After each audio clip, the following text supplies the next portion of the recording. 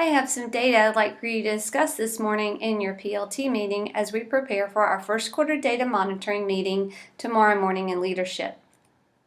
To begin with, we'd like to look at this protocol for discussing data.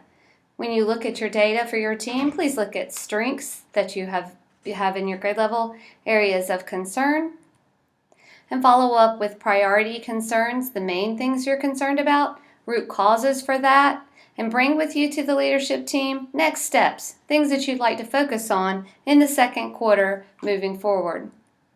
One piece of data capture that we have by grade level that you will receive for your team is this piece of data that I put together by teacher. It will have for the first quarter the report card grades that you have, the common formative assessment grades that you have for each teacher. For 3 through 5, that common formative assessment identified by the county is Case 21.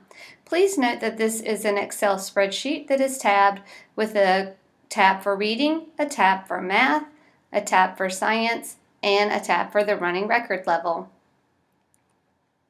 The next piece of data that I used is to pull all of that information from that Excel spreadsheet into one sheet so that we can see for a school-wide all of the data we have compiled.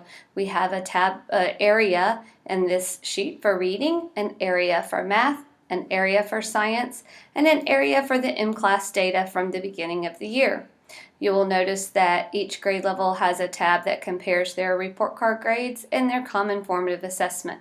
One addition to this is the area that I did for Case 21. For 3 through 5, I included both the average percent proficient for each subject area, as well as indicated by the asterisk, the projected proficiency score for those students for the end of the year. We felt like this would be a good thing to include, being that some of the Case 21 questions were pre-test like questions and knowledge we feel like the students will gain throughout the year. I compiled the Case 21 data into one sheet per grade level to come up with the main students that are not proficient and at a level 1 or 2.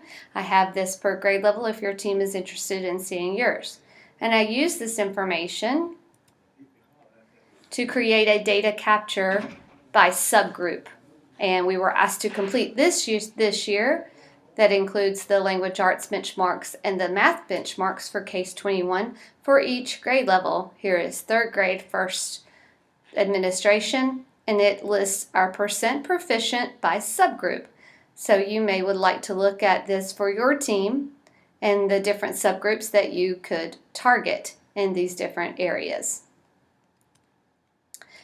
The next piece of data is our M-Class data for the beginning of the year. This is kindergarten data from the beginning of the year that includes the subtest scores that they compiled, giving them their composite score, their TRC proficiency level, and their FSF subtest from the beginning of the year.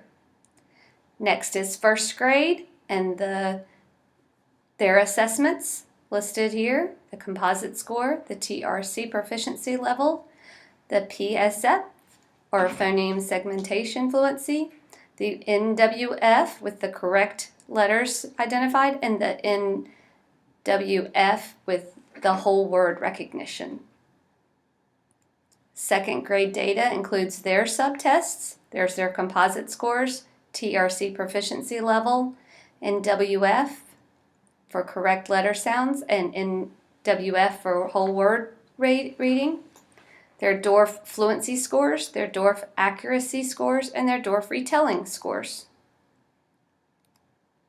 Here is 3rd grade data, including their composite score, TRC proficiency level, Dorf fluency, Dorf accuracy, Dorf retelling, and their days. For 4th and 5th, this is 4th grade. We have their composite score, the Dorf fluency scores, Dorf accuracy scores, Dorf retelling scores, and their days. And last is 5th grade, including the same information, composite scores, Dorf fluency scores, Dorf accuracy scores, retelling scores for Dorf, and their days. I'm also including a link to an article